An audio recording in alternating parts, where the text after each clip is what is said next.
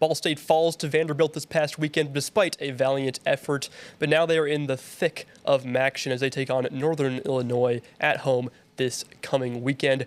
We've got interviews, highlights, analysis, and more. This is Linking the Chains.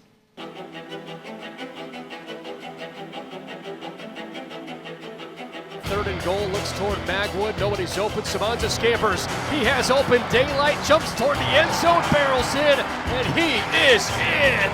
Samanza looking left, towards the end zone, it is caught, touchdown! Tanner Koziel. Caught by Gillie, breaks one tackle, breaks a second, Malcolm Gillie's off to the races, Malcolm Gillie scores!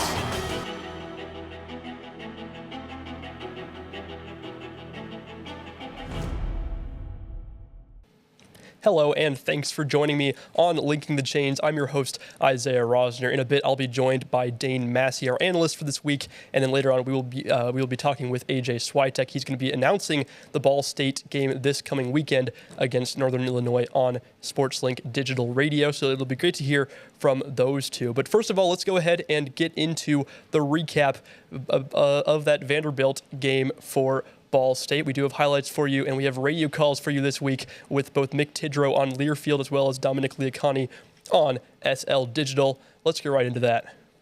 First and goal from the Vanderbilt 9-yard line with 8:13 to play here in the first quarter. Still no score underway from Vanderbilt. Kelly takes the snap, will run it past the 10, breaks one tackle, then another past the 5 to Pater. Touchdown, Kyle Kelly. Ball State strikes first on the first drive of the evening. Vanderbilt answers with a 6.5-minute drive of their own, but settles for a field goal. The Cardinals punt, and on the next Commodore drive, Pavia shows off his talent. Pavia with a man to his left hip. Rolls out left. 2nd and 12 under pressure. Throws high and across his body, but it's complete way downfield. Past the 10-yard line. There goes Junior Sherrill. Right at the 6. First and goal and a massive completion for Diego Pavia and company. Another field goal sees Ball State on top 7-6 early third quarter. The Cardinals punt 2 straight times, and check out these 2 beauties from Brian Cooey Jr. At the Ball State 44, Brian Cooey on for his second punt of the night. Oh, no. This one is a wobbler that hits the Vanderbilt 27, but takes a Ball State bounce, and this is going to end up working out in Ball State's favor. It rolls to the 4-yard line. Sam Feeney's doing the golf swing to try and get it down to the 5, and it rolls into the 3-yard line. It ends up being a 53-yard punt. Cooey had a 54-yard punt that went to the 3-yard line last time. This one is way up in the air. Can Ball State get there in time? Did Feeney get a piece of it? Then it's deflected out by Norwood. Oh, what a play. Ball State once again pins Vanderbilt inside the 5-yard line at the 3. Brian Cooey Jr. with the boot, and the special teams unit for Ball State doing its job once again. What a phenomenal performance so far. And if you're head coach Mike New, you have to be loving it. Late first half, Cardinals still up by 1 until Eli Stowers makes his mark on this game. Pavia sends in motion, man in motion from left to right. Play action. He'll dump it off on the near side for Stowers. He's past the 30, gets a block at the 20, to the 10, towards the left pylon. Touchdown, Vanderbilt. That is exactly what the Commodores needed late here in the first half. A successful 2-point conversion puts Vandy up by 7 at halftime.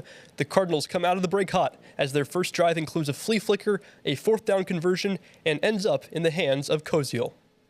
At the 7-yard line of Vanderbilt, Samanza takes the snap, fakes the handoff, throws it to the end zone. Koziel catches, races in for a Ball State touchdown. The Cardinals are an extra point away from tying this up in Nashville. It's Tanner Koziel with the touchdown from Cade Samanza, the 4th receiving touchdown for Koziel this season. The game is tied up again, but unfortunately for the Cards, that is their last score of the day. Vanderbilt scores a field goal and a touchdown to win it 24-14. Well, that will do it for our game recap. When we come back, Dane Massey will join me to discuss this result. But first, here's a little segment from Mike New's media availability this past week. even if you are coming off a loss, do you feel like the defense in particular is finally starting to find its confidence in its stride? No question about it. Most complete game for us the other night. When you talk about 4 quarters, and again, I thought we're certainly getting better. It all starts with being able to stop the run and be good against the run. And I've seen significant improvement for our guys against the run. But the other night, when you talk about putting 4 quarters of football together, that was really our best performance of the year. Now, is there things we need to clean up? Yes. But there was adversity that hit. We didn't blink. We battled back from that. We got down into the red zone. Maybe they put a drive together, got down in the red zone, and then we forced them to go backwards, held them to field goal attempts. Those are all positives. And then, obviously battling and fighting. And when you come out of halftime, are you going to have the same? Football being played as you were in the first half? And so for the defense to come out and set the tone in the second half there with a 3-and-out, and then turn that into a nice drive where we scored a touchdown as well, I thought that was equally as important. So the start of the half, both the first half at the beginning of the game and then in the second half, I thought those were key moments for us that were certainly things to build on and were very positive. But without question, I thought defensively the performance from beginning to end most complete so far. Yeah, I know that NIU has struggled a little bit in MAC play, but they've obviously got that big win against Notre Dame earlier this year. What about them makes them a team that really can compete with anybody, even if it is those outside the MAC? Yeah, first of all, they're going to want to run the football. They've always got a, every year we played Northern, they've always had a 2-headed monster at running back plus a quarterback that can also run the football, and it's no different this year that way. They're playing as good a defense as anybody is in the MAC right now. They've been very consistent, sitting at the top in a lot of different categories that way. So you're going to get a team that has great discipline, is physical, is going to want to run the football and playing great defense. Those are great qualities when you talk about team football, and no matter where you're playing at. So it starts with that. We know it's going to be a challenge. They're coming off a home game there where it was a dogfight and a battle with Toledo that was a 1-possession game. But they're coming to our place, and each team's going to be focused on the same things. And so yes, they had a great win for them against Notre Dame, but I think it's also credit to our conference that there's good football on any given week, man. You got to make sure you're at your best in this conference because it's a great conference from top to bottom.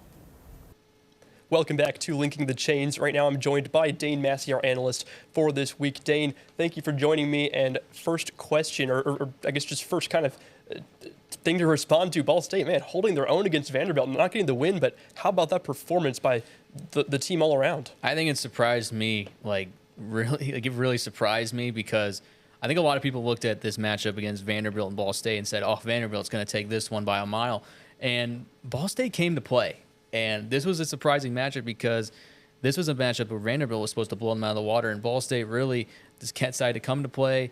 They held their own, and defensively they looked really good up until that fourth quarter, and they kept it really close with Vanderbilt. This was a team that was clicking on all cylinders, and it was sort of a refreshing thing to see because ever since that Kent State game, I feel like I've been watching basically a whole new team because this team seems more focused, they seem more dialed in, and it really resulted in a very close loss and a very unexpected close loss against Vanderbilt. Oh, I completely agree, and I think, like you said, both the offense and the defense overperformed, but my favorite thing was the defensive stats. I almost couldn't believe my eyes when I was looking at the stats afterward, and it makes sense based on what happened, but it was just hard to perceive that this was the fewest yards Ball State allowed in a game in the FBS. So the only one that was fewer was against Missouri State, that opening game in week 2 for Ball State. But man, just allowing 420 total yards, gaining 268 themselves, not a major deficit. So that defense, what do you think changed for them that made them so much better? I think it's just they finally decided to find their identity through these last couple of weeks. I mean, you get a win against Kent State, that's a confidence booster, and then you go in against Vanderbilt and you play as well as you do, and that's another confidence booster coming into this week against NIU.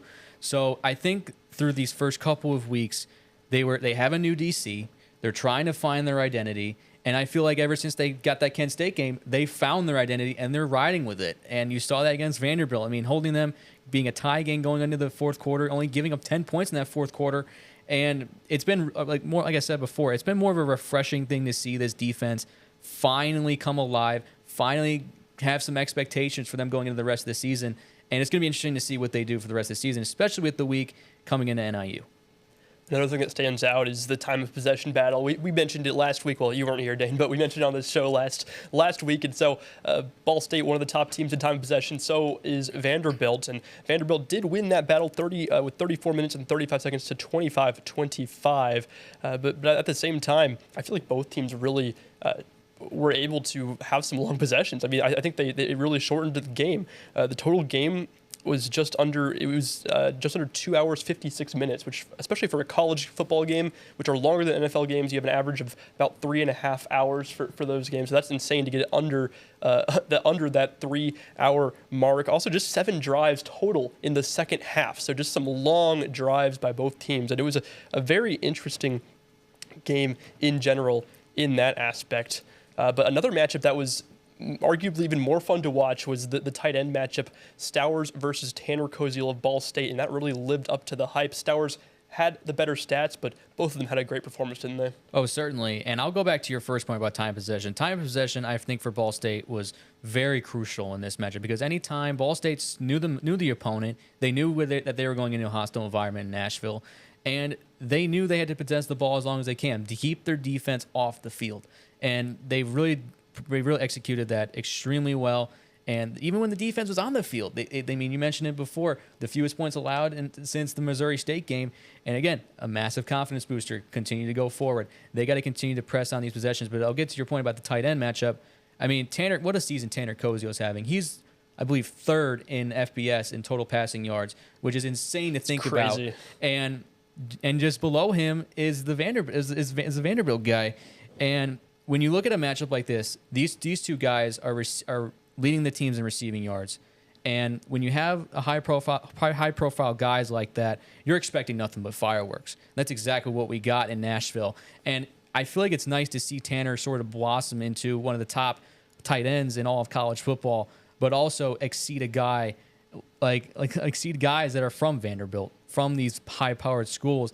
And it gives sort of a preference, sort of a presence for this offense in terms of that they have some high-powered guys that can do some damage, and it really showed against Vanderbilt.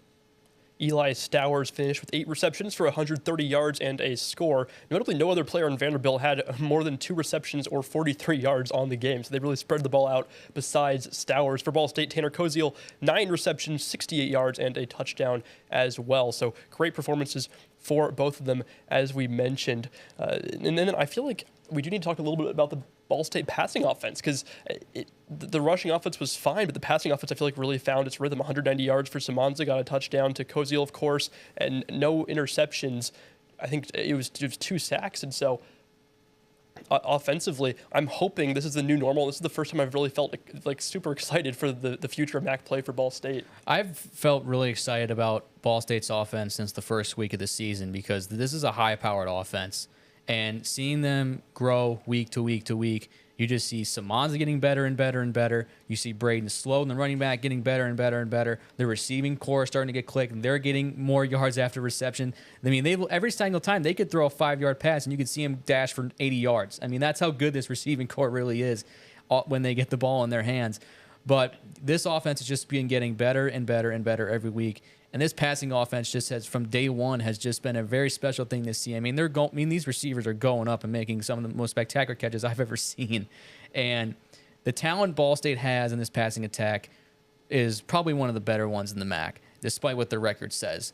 But this offense is going to just keep getting better and better and better. And you saw some flaws against Vanderbilt, but that really doesn't mean anything to me. Everything that really matters to me is within conference play, within the next couple of games that are coming up. And it's been a sort of refreshing thing to see that Ball State still has, under Mike New, this high-powered offense that has been really consistent over the last couple of years.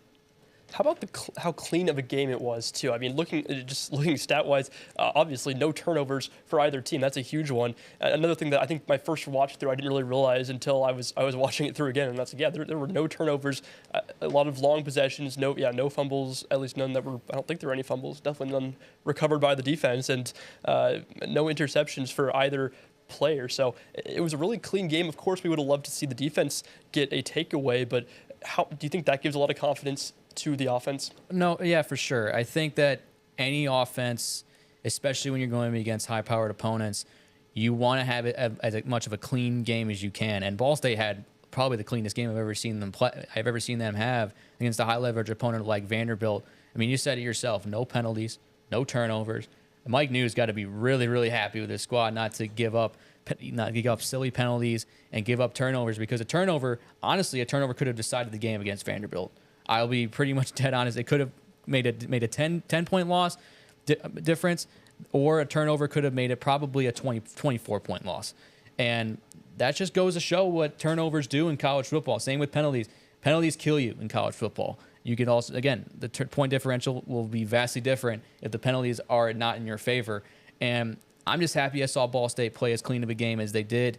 And I guess it goes to show that Ball State can play a clean game, but they still got to get a win out of that. And the clean game's a start. The clean game is the first step. And if Mike New's got to be really happy with his team playing a clean game as they did, and they're going to use that. They're going to try to fix the little things. They're going to try to get better, and they're going to move on to the next week. It's just a 1 week at a time sort of basis for Ball State. Well, I'm in total agreement. We've seen the explosiveness. Now we're seeing the cleanliness. If they can combine that together, it could be a scary offense for the rest of the MAC. 4 penalties total in that game, 2 for each team. Each team with just a total of 10 yards on those penalties. So just 2 5-yard penalties for each team. So a very clean game, as we had mentioned before. Well, Ball State falls 24-14 to the Vanderbilt Commodores. When we come back, we will be joined by AJ Swiatek. He's going to be doing color commentary for the SL Digital broadcast of football this coming weekend. And we'll preview that game against Northern Illinois. This is Linking the Chains. I mean, our defense has stepped up a lot these past 2 weeks, and we've seen what we're capable of. Playing last week against a pretty good opponent, so we just got to keep stacking games like that and carry that into these last 5 games against conference opponents for sure. Has there been any particular person or thing that happened that has really sparked this consistency and confidence? I don't think there's been anything too specific. I think it's just a matter of, we've had a lot of young guys and guys with injuries coming in. So, I mean, it's halfway through the season now. We've got guys gelling more than they have before, all season. And we're just starting to figure it out and really seeing what we're capable of. And as long as we keep stacking that and just going out there giving our best stuff every day, every rep that we get during the games, I think that we'll keep seeing these results on defense that we have so far. And obviously, you've played in this conference for a while. Does it feel different when you get a MAC win versus a non-conference win? For sure. I mean, the MAC wins are the ones that count, and they're going to get us to the big game at the end of the day. So those MAC games are definitely, a little more attention paid to those, and just it feels a lot better when we get those wins. We know those are the guys that we're competing with to try to go get that championship at the end of the season. So I think I would say, yeah, for sure. Yeah. And you've been on these teams that have beaten Northern Illinois before. Given the fact that it is a trophy game, do those mean even a little bit more? Yeah, the trophy games, I mean, it's always an awesome atmosphere just all around Muncie, and then especially here in the football facility in the locker room. We can go put that trophy out there in the lobby after the win and just, take that in all week. It's a great feeling getting the trophies after any of those rivalry games. So. Welcome back to Linking the Chains. Now for this third and final segment, we are joined by AJ Swiatek, one of the announcers for Ball State SportsLink Digital Radio. AJ, you'll be on the call this weekend for Ball State against Northern Illinois. This is, I think, your 3rd game now on the radio for a football game. So what has that experience been like for you in the past? Yeah, it's honestly been a really special experience, right? I think that it's easy to look and see how SportsLink is a student-led and student-run program, but that really expands beyond just the broadcast. It's really cool to be able to be a part of a crew with people who you genuinely view as your friends. Like this upcoming weekend, it's myself, Griffin Leonard, Ryan Stojitz, Braden Carroll. The chemistry already kind of is flowing there, and then on top of that, it's a big-time matchup. NIU already has knocked off the Fighting Irish this year. That's a big-time win for any MAC school, but they've looked really competitive. So it's been a really fun ride with a good background, and I think that this shouldn't be any different on Saturday. And then tell us a little bit about your preparation. What does your prep look like for this? Well, for this game specifically, I haven't had the amount of time I'd like to prepare because myself, Ryan, and Max were on the call for Ball State field hockey on ESPN. So I'm just getting into the preliminary process of preparation. But for me, it's really simple. You can say you don't like how I sound, how I look, whatever that is, but you need to be fully prepared. That's the one thing that you never want the audience to be at home thinking, oh, this guy doesn't know what he's talking about. So really 3 deep, the entire roster will be prepared with pronunciations, numbers, positions, year in school, and then any cool notes or storylines we can tell to help humanize the athlete. Well, you mentioned 3 deep, and one way that could be a major factor is the injury at quarterback for Northern Illinois. You got Ethan Hampton hurt right now. Not sure of his status for this Saturday. So how do you go about preparing for 2 different quarterbacks? Well, as I mentioned, right, you're always preparing for backups, but you're right, this is a little bit more of a unique situation with a little bit of uncertainty, a pre-existing injury, but I like what I've seen from Chance Macon. The backup quarterback for the Huskies is a guy who spent time at Arkansas Pine Bluff, and really in the biggest game of his career against Oklahoma State in a national network level audience, this is a guy who looked like one of the better players on the field. Redshirt junior will bring a lot to a rushing attack that already is NIU's strong suit. In my eyes, I feel like this is a good problem to have. Northern Illinois has a couple of quarterbacks on this roster who are more than capable of both leading this offense and really just making an impact down the stretch in Mid-American Conference play. I don't view this to be any different. Chance Macon, a player who I think would be ready for the task, and the locker room seems to like him too. So I think regardless of where that injury goes, NIU has to like where they're at with their quarterback room. All right, well, last question for you here, AJ, and then we'll let Dane talk once again. But so when you're calling a game like this, what do you get out of it that maybe a spectator wouldn't, or that you wouldn't get out of it when you're watching a game normally?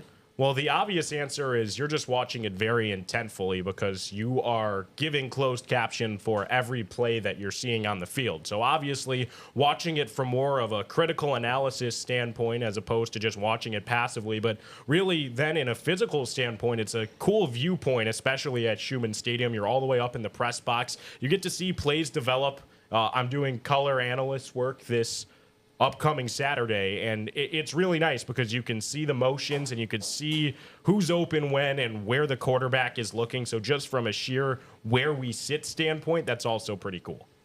All right, well, Dane, I'll go to you now. But, of course, AJ, feel free to chime in as well. So for this upcoming game, of course, against Northern Illinois at home for Ball State this Saturday at 3:30, they're a major rushing team, one of the teams that has more rushing yards by quite the margin than they do passing yards. And, I mean, Ball State had a major improvement, like we mentioned earlier, against Vanderbilt, getting that, holding them to just 3.9 yards per carry. So how do they attack this rushing attack for Northern Illinois and keep them in check? Well, this was a week where a lot of people expectations were on Vanderbilt instead of Ball State, and Ball State exceeded the expectations and bringing it to Vanderbilt. And this is a defense that I saw that has been getting better and better and better during practice ever since Kent State. I mean, in the beginning of the year, they were a bottom tier defense in not only in the MAC but in FBS, and they have certainly turned it up to another level with these past 2 games, and it just gets better for them against NIU because this is a rivalry game. There's a lot on the line. NIU has had a lot of hype around them, and so has Vanderbilt, especially after that win against Alabama. This time we get to see them against another hype train in Northern Illinois who came off that big win against Notre Dame. And Ball State's got to play spoiler again. That's got to be the mindset, and it's going to be fun to watch this defense just continue to get better and better and better this Saturday. All right, and then something we talked about last week as well. Time of possession has been a big story for Ball State recently. I mean, they're one of the top teams, not as high anymore as they were before this past week. They're now 27th in the FBS, but still, that's a very good mark. But Vandy now number 11, and then you have Northern Illinois up to 3rd in the FBS. So how much of a factor could that be, and do you think that could decide this game, Dane? Oh, absolutely. It's going to decide this game 100% because Northern Illinois' defense is a lethal defense in the MAC. I mean, they're a very special group. They're going to get after Cade and Samanza early, but this offensive line has got to step up. This is going to be a game where they're going against one of the top defenses in the MAC, and when defenses, especially in rivalry games, they're going to have a massive witch hunt on Cade and Samanza, so they got to be on their A game. But the time of possession is definitely crucial for sure. You want to possess the ball as long as you possibly can because you want to keep your defense off the field. You don't want to get them too winded. You want to kind of have some confidence going against this Northern Illinois defense for both sides of the margin. Ball State's defense is certainly hot, and they're riding a hot hand right now. They're starting to climb up. They're starting to get momentum. So time possession in this game is absolutely crucial. And I think whoever controls the time possession, whoever's offense starts to click the most, is really going to be the deciding factor in this rivalry game for sure.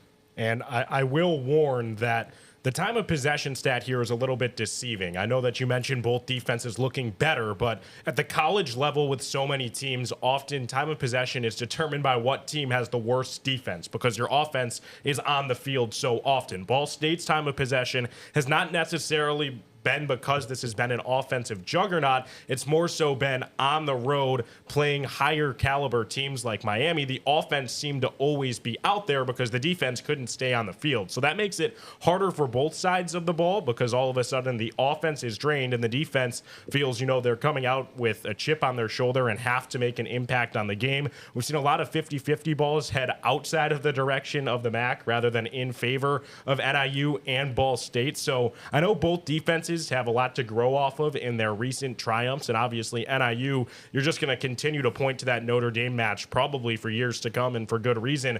But in my eyes, I expect this to be closer to a shootout than a defensive battle on Saturday, guys. I definitely see your point, AJ. I do want to mention, though, that you said, of course, that it can be based on the lack of defense rather for a team to have solid time of possession. But Ball State has been good at keeping possession as well. I mean, they're still a possession team, I feel like. And we saw that against Vanderbilt, that first drive, such a long drive. I think the second half, 7 total drives, and that was a combination of Vandy being great at that as well. So, of course, with the defense improving, maybe we'll see that continue to drop. But at the same time, they can definitely hold on to the ball quite a bit. So the last question, I'll turn to you, Dane. Northern Illinois, number 11 in sacks defensively in the FBS. They have some great stats for them. Looking at Ball State, we've talked about it many times. They're really experienced, very solid offensive line. I'm starting to think maybe the offensive versus defensive line battle could dictate who wins this game. Thoughts on that? And this is you mentioned it. It's an experienced offensive line against a very stacked defensive line in Northern Illinois. And you said it yourself, is going to be the decider. And this offensive line, this is probably the toughest test that they have all season. I know they played Miami and Vanderbilt, but when a game like this truly matters and it comes down to MAC play, and there's a lot on the line with this game, this is going to be a battle in the trenches. This O-line's got to come ready to play, and they're going to have themselves fired up because, like I say, in rivalry games, anything can happen. But this Ball State offense is going to show up. This D-line is going to show up, and it's going to be a spectacle to see who really comes down in the trenches.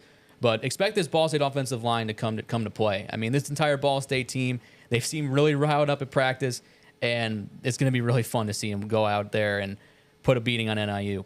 In conference play across the country, right, this is when you turn to the trenches. I feel both these teams are built from the front back, both on offense and defense, and it really is going to be a point of emphasis. You have to set the tone, and you want to be winning the line of scrimmage on every given snap, especially in such a big conference matchup that feels like more of a pivotal game for Ball State than it does for NIU. This is a team at home that has more riding on it, and Isaiah, just to counter the point you said earlier, I wasn't looking to discredit Ball State's offense. They've certainly been the much stronger unit of the two this season. So some of that time of possession, yes, comes from them being on the field, but I think we need to see more from the rushing attack, and that starts up front this weekend.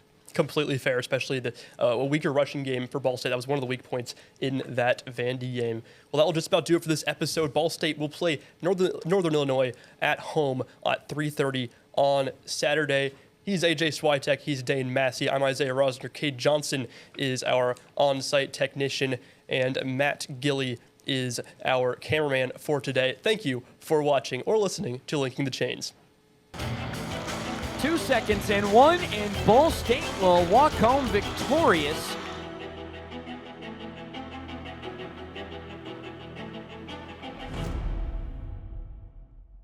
Linking the Chains is hosted and produced weekly by Isaiah Rosner. This has been a production of Ball State Sports Link.